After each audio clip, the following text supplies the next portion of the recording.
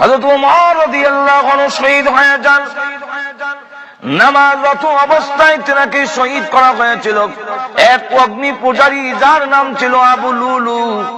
সে নামাজের মধ্যে দাঁড়িয়ে গেছেন ওমরকে শহীদ করার জন্য। আর ওমর রাদিয়াল্লাহু আনহুকে শহীদ করতে পারবেন না, যেহেতু আল্লাহ তার হেফাজতকারী। কিন্তু উনি দোয়া করেছেন, আল্লাহুম্মা ইন্নী আসআলুকা শাহাদাতান ফি সাবিলিকা ওয়া ওয়াফাতান ইলা বালাদি রাসূলিকা। আয় আল্লাহ, আমি ওমর আর দেশ চালাইতে পারি না, আমার হাড্ডি নরম হয়ে গেছে, শরীর দুর্বল হয়ে গেছে। খোদা গো, এখন তোমার রাস্তায় আমারে শহীদ হওয়ার তৌফিক দান করো। একটু জোরে কর না। আর আমার মরণ দিও, ওয়া ওয়াফাতান ইলা বালাদি রাসূলিক, আমাকে রাসূলের শহরে মরণ দিও, অন্য কোন শহরে আমার মরণ দিও না। যদি অন্য শহরে মরণ হয় সেখানে দাফন করে ফেলবে।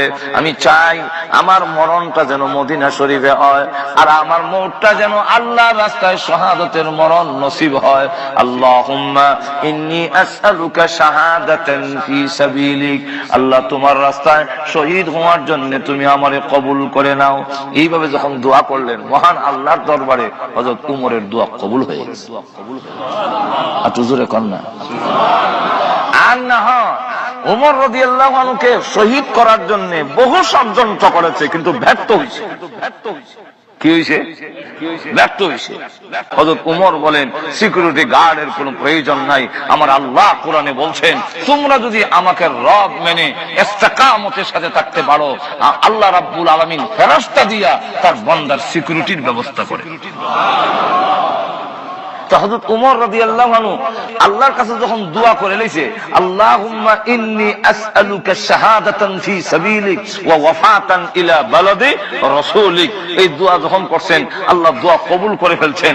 আর এর কারণেই ওই অগ্নি পূজারী আবু লুলু ফাঁকের লাইনও দাঁড় করাইছে, মুসল্লির সাথে লাইনও দাঁড়িয়ে গেছে। হযরত উমর রাদিয়াল্লাহু আনহু তিনি নামাজ আরম্ভ করলেন, ইমাম তিনি, কিন্তু দেখা গেল পিছন দিক থেকে তার খঞ্জর দিয়া, তার একটা বর্ষা দিয়ে এমন জোরে পিছন থেকে আঘাত করছে, যে আঘাতের সামনে দিয়ে ছিদ্র হইয়া নারী বুড়ি সহ সামনে বের হয়ে গেছে। হযরত ওমর রাদিয়াল্লাহু আনহু নামাজের মধ্যে এক হাত দিয়া চাপ দিয়া ধরলেন, নামাজের বিছনায় পড়ে গেলেন। পিছনে দাঁড়ানো ছিলেন আব্দুর রহমান ইবনে আউফ রাদিয়াল্লাহু আনহু, ওনাকে টান দিয়া ইমামতির জায়গা টান দিয়ে এনে আদায় ইশারা দিলেন, নামাজ চালায়া যাও। একটু জোরে কর না। খলিফাতুল মুসলিমিন ওমর রাদিয়াল্লাহু আনহু মৃত্যুর সঙ্গে পাঞ্জা লড়তেছেন। যেই নামাজের মুসল্লায় দাঁড়াইয়া বিশ্বনবী রাহমাতুল লিল আলামিন নামাজ পড়িয়েছেন, যেই বিছনায় দাঁড়াইয়া হযরত আবু বকর সিদ্দিক রাদিয়াল্লাহু আনহু নামাজ পড়িয়েছেন, সেই নামাজের মুসল্লা উমরের রক্তের দ্বারা লাল হয়ে গেছে।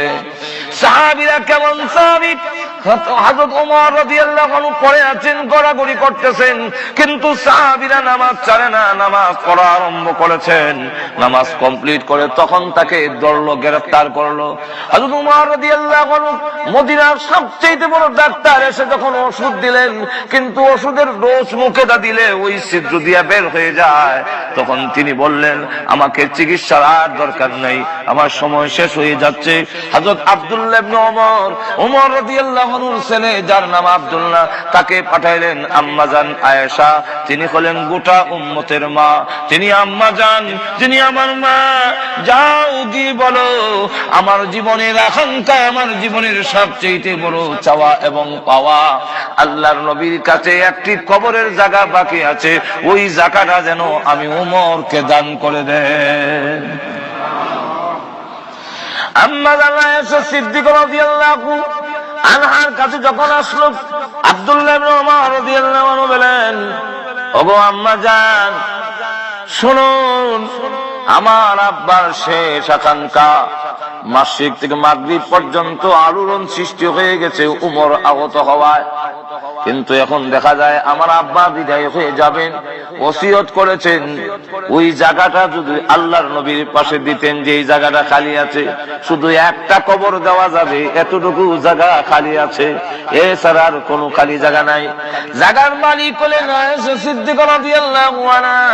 তিনি বলেন, আব্দুল্লাহ তামাম পৃথিবী যদি একদিকে রাখা হয় আর ওই কবরের জায়গাটা যদি একদিকে রাখা হয়, তামাম পৃথিবীর চাইতে ওই কবরের জায়গাটার দাম বেশি।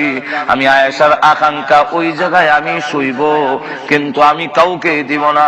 তোমার আমি যদি তামাম পৃথিবীর মালিক হইতাম আর তোমার আব্বা দরখাস্ত করতেন তামাম পৃথিবী দিতে পারি, কিন্তু ওই জায়গা দিতে পারি না, যেহেতু আমি আয়েশার আকাঙ্ক্ষা বিশ্ব নবীর পাশে আমি আয়েশা চিরদিনের জন্য শায়িত হব। এই জায়গায় আমি শুনি, এই জায়গায় আমার আকাঙ্ক্ষা। হযরত আব্দুল্লাহ ইবনে ওমর রাদিয়াল্লাহু আনহু ব্যর্থ হইয়া রওনা হয়ে গেলেন। কিছুক্ষণ যেতে না যেতেই তিনি সংবাদ পাঠাইলেন, গিয়া বললেন যাও গিয়া কও আব্দুল্লাহ ইবনে ওমরকে আসার জন্য। তিনি আবার আসলেন, আসার পরে বলেন, চোখের পানি ছেড়ে দিয়ে তিনি কাঁদতেছেন আর বলেন, আব্দুল্লাহ ইবনে ওমর, আমি তোমার আব্বার জন্য ওই জায়গাটা ওয়াকফ করে দিলাম, দিয়ে দিলাম, যাও নিয়ে যাও। আর তিনি জোরে জোরে কাঁদতেছেন।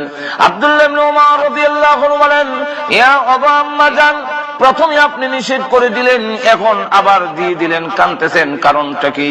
ও নিষেধ করার পরে একটা কথা আমার স্মরণ হয়ে গেল, কিয়ামতের কঠিন ময়দানে বিশ্বনবী রাহমাতুল লিল আলামিন যদি বলেন, আয়েশা গো তুমি না উম্মত জননী, উম্মতের মা, ওমর তোমারই সন্তান, সন্তান হয়ে একটি জায়গার জন্য আবদার করেছিল, তুমি একটু জায়গা দিতে পারলে না, তুমি কিসের মা হলে? কিয়ামতের মাঠে বিশ্বনবীর সামনে আমি কি জবাব দিব? এই কারণে আমার সবচেয়ে মহব্বতের জায়গা উমরের জন্য আমি দান করে দিলাম। হযরত ওমর রাদিয়াল্লাহু আনহু তিনি প্রথমে পাঠাইয়া আবার পিছনে দৌড়ে লোক পাঠাইলেন, আব্দুল্লাহ ইবনে ওমরকে গিয়ে বলো জায়গা লাগবে না, উনি যেন প্রস্তাব না দেয়। কেন? বলে আমার একটা কথা ইয়াদ হইছে। কি কথা? বলে আমি এখনো রাষ্ট্রপ্রধান, আমি এখনো আমিরুল মুমিনিন, প্রাণ যাওয়ার আগ পর্যন্ত তো আমি ক্ষমতায় এখনো আমার আছে। এখন ক্ষমতা থাকা অবস্থায় আরেকজনের জায়গা যে প্রস্তাব দিলাম, এটা তো আমার রাষ্ট্রীয় ক্ষমতার অপব্যবহার হইতে পারে। আমার ক্ষমতার বলে জায়গা দখল করেছি, কিয়ামতের মাঠে যদি আমি আসামির কাঠগড়া হয়ে যাই, সুতরাং আমার ছেলেকে গিয়া বলো জায়গার প্রস্তাব দিতে হবে না, ফিরে আসার জন্য। কিন্তু প্রস্তাব নিয়ে যেতে যেতে আব্দুল্লাহ ইবনে ওমর রাদিয়াল্লাহু আনহু বলেন যে আম্মা জান আয়েশা সিদ্দিকা ওনার জায়গা আপনার জন্য ওয়াকফ করে দিয়ে গেলেছে। এখন আসুন, এই অবস্থা লা ইলাহা ইল্লাল্লাহ যেই মাত্র বলছে, এমনি জাহান্নাম পিছনের দিকে চলে গেছে।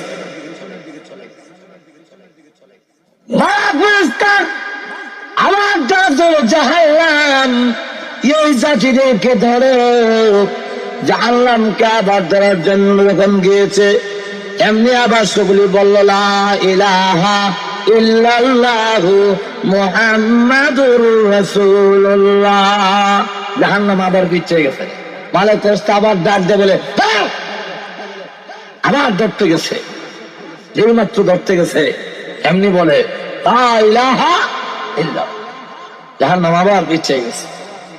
এইবার যখন বারবার ধরতে বলে আর জাহান্নাম বারবার পিছায়া যায়, মালিক ফেরেশতা হুঙ্কার দিয়া কয়, তুমি জানো না আমি তোমার কমিউনিং অফিসার, আমি প্রধান, আমার নিয়ন্ত্রণে তোমাকে দিয়েছে, তোমাকে বলছি ধরার জন্য, থামা কেন, পিছায় কেন?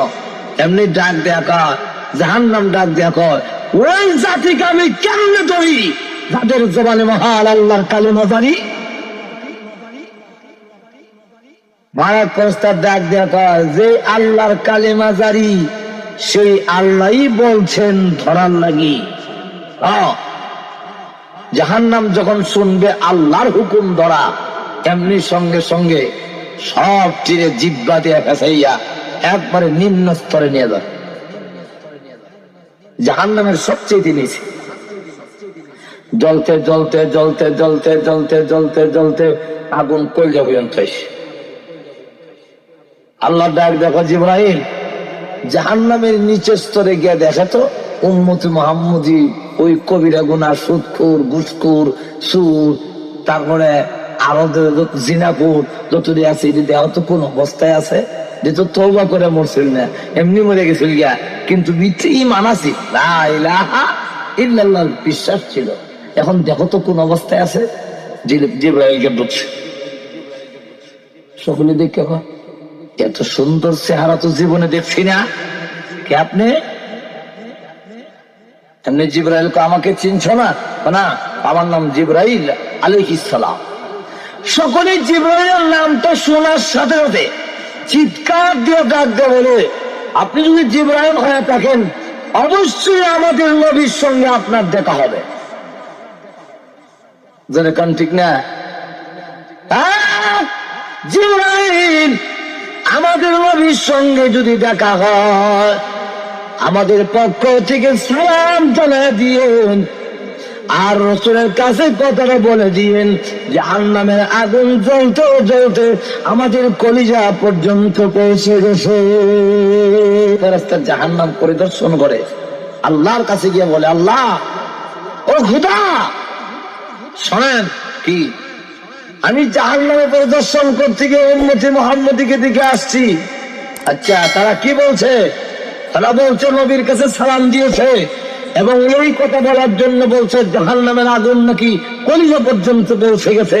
আল্লাহ বলেন, যাও জিবরাইল, তাড়াতাড়ি যাও, আমার বন্ধুর কাছে গিয়ে সংবাদটা পৌঁছে দিয়ে আসো। জিবরাইল গিয়া দেখে রাসূল সবুজ রঙের বিল্ডিং এর মধ্যে এইভাবে সাজদায় পড়ে আল্লাহর প্রশংসা করতেছে, আল্লাহর প্রশংসা করে। এমনি ডাক দেয়া বলে, হুজুর আমি জাহান্নামে গিয়েছিলাম, যে মাত্র বলেছে জাহান্নামে গিয়েছিলাম, রাসূল ডাক দেয়া বলে, জিবরাইল জাহান্নামে যদি গিয়ে থাকো বলো আমার উম্মতের খবর কি, আমার উম্মতে মুহাম্মদীরা কোন অবস্থায় আছে? তখন জিবরাইল ডাক দেবে, হুজুর জাহান্নামের আগুন ওদের কলিজা পর্যন্ত চলে গেছে আর তারা আপনাকে সালাম জানিয়েছে। রাসূল তখন সাজদায় পড়ে কান্দার কয়, প্রভু নামাজ পড়ে নাই ঠিকভাবে, ঘুষ খাইছে, সুদ খাইছে, এই জন্য জাহান্নামের আগুনে তুমি জ্বালাইছো। আল্লাহ গো মেহেরবানি করে আর শাস্তি দিও না, তুমি মেহেরবানি করে বাকি শাস্তি মাফ করে দাও।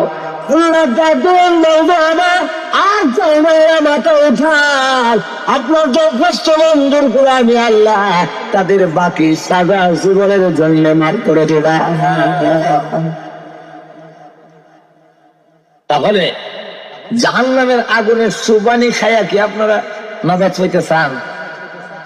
আরো যখন সুবানি খাইয়া না খাইয়া, তাহলে আজকাল থেকে তওবা করিয়া তখন ঠিকই নামাজ ধরা লাগবে, কোন ঠিক আরো কোন ঠিক না, সুদ ছাড়তে হবে, ঘুষ ছাড়তে হবে, তাহলে জাহান্নামের আগুন সুবানি আল্লাহ দিবেন না।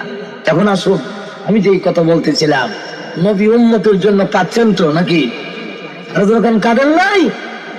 সে উম্মতের জন্য কেঁদেছেন।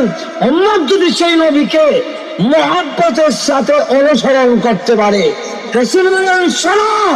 আমি ওয়াদা দিলাম আমার যে উম্মত জীবনের সর্বক্ষেত্রে আমাকে অনুসরণ করবে মহব্বতের সাথে, আঙ্গুল দেখা বলেন, এই তুই আঙ্গুল তোর কাছে আমার উম্মত আমি একই জান্নাতে এত কাছে বাকি।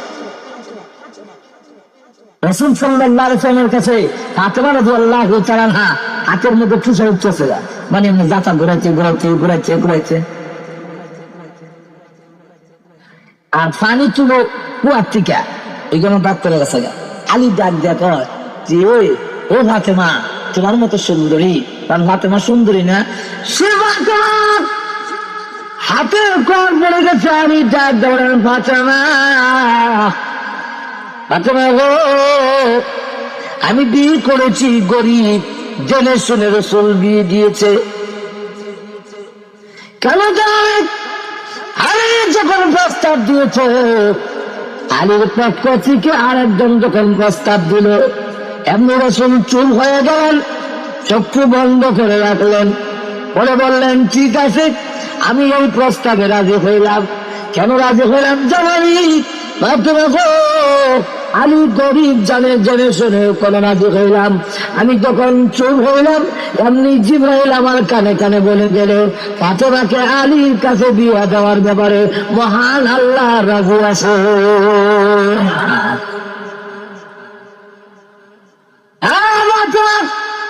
আমি গরিব, তোমাকে কাবির তোমার সঠিকভাবে দিতে পারি না, দাসী বান্দি দিতে পারি না, কিন্তু তোমার কষ্ট দেখলে আমি আলীর সহ্য হয় না।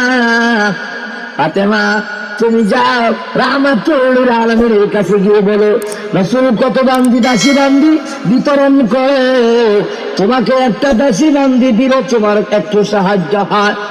ফাতেমা দইতে লজ্জাবোধ করেন, কথাটি স্বামীর আবদার রক্ষার জন্য একদিন গেলেন, গিয়া বাড়িতে মা আয়েশার কাছে বললেন, আম্মা গো, বুখারী শরীফে হাদিসে উল্লেখ করেছে, হ্যাঁ আম্মা, আপনি আমার আব্বার কাছে কথাটা জানাইয়া দিলেন, আব্বার কাছে বলে দিও যে আমি আমার অবস্থা বেড়ে দেখেন করুন, হাতে খামায় কর পড়ে গেছে, কবরের মধ্যে দাগ পড়ে গেছে, তারে উঠাইয়া আমার আব্বাকে বললেন, শুধু তারা না, আবার 1 বছরের ছোট বড় 2 ছেলে, হাসান হলো 1 বছরের বড়, হুসাইন হলো 1 বছরের ছোট, 1 বছরের 2টা ছেলে লালন পালন করি, আমার সংসার আমি নিজে চালাই, কোনো কাপড় চোপড় ভালো নাই, সারা শরীর ঢাকার মতো কোনো কাপড় নাই, মাঝে মাঝে মোটা কামড়ে পরিধান করি, মাথা ডাকলে পা ডাকতে পারি না, পা ডাকলে মাথা ডাকতে পারি না, ততপরে নিজের কাজগুলো নিজে করতে হয়।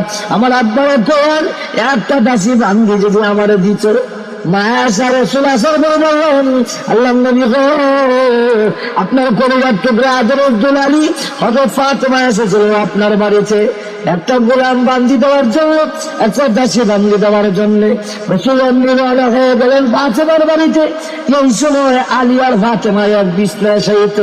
রাসূলকে দেখে আলী ফাতেমা বিছনা থেকে উঠে দিয়েছিল। রাসূল বলেন, আলী যাস না, ফাতেমা তুমিও যেও না, দুজন আমার কাছে বসো। আলী বসলেন রাসূলের একদিকে, ফাতেমা বসলেন আরেক দিকে। রাসূল দুজনের মাঝখানে বসে বলে, মাগো ও মা, তুমি আমার কাছে দাসী বান্দি চেয়েছিলে, না তুমি জানো না, আমি শুধু নবী না, আমি মাগো, যতক্ষণ পর্যন্ত এই দেশের জনগণ প্রত্যেককে আমি একটা করে দাসে বান্দিতে না পারবো, এর আগ পর্যন্ত আমি নবী তোমাকে যদি একটা দাসী বান্দি দেই, কিয়ামতের কঠিন ময়দানে আল্লাহর আসামির কাঠ গড়া দাঁড়ায় জবাব দিয়ে করতে হবে।